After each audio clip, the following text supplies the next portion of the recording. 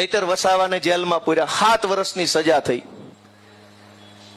આપણા વિસ્તારમાં દારૂ વેચતા હોય અને લગભગ બધા ઓળખતા હશે, ખબર હોય કોના ગામમાં કોણ વેચે। ક્યાંય સજા થઈ 7 વર્ષની?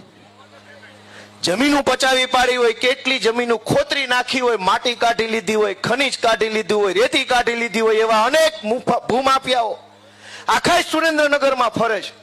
થાન ને તો ખોતરીને મને એવું લાગે હજુ 2-5 વર્ષ આમ નામ હોહરો ખાડો પાડશે પૃથ્વીમાં, એટલું ઊંડે ઉતાર્યું છે। સજા થઈ કોઈને 1 દિવસની? થાન ખોદી નાખ્યું, મૂળી ખોદી નાખ્યું, 1 દિવસની સજા નહીં। સુરેન્દ્રનગરની નદીઓમાં પાણી વહી ગયા, એટલી હદે રેતી કાઢી લીધી, 1 દિવસની સજા નહીં। આખા સુરેન્દ્રનગરમાં બેફામ દારૂ વેચનારાઓને 1 દિવસની સજા નહીં। શિક્ષણ માફિયાઓને 1 દિવસની સજા નહીં, પણ ગુજરાતની જનતા માટે લડનારા ચૈતર વસાવાને 7 વર્ષની સજા। શું કામ? ભાજપને ખબર છે કે જનતા માટે લડનારા નેતાને જેલમાં પૂરશું તો જનતા જોયા કરશે, બોલશે કાંઈ નહીં, ભાજપને જ મત દે। એ ભાજપને ખબર છે કે ગોપાલ ઇટાલિયાને, ચૈતર વસાવાને, પ્રવીણ રામને જેલમાં પૂરશું તોય મત તો ભાજપને દેશે, એવી એને ખબર પડી ગઈ છે।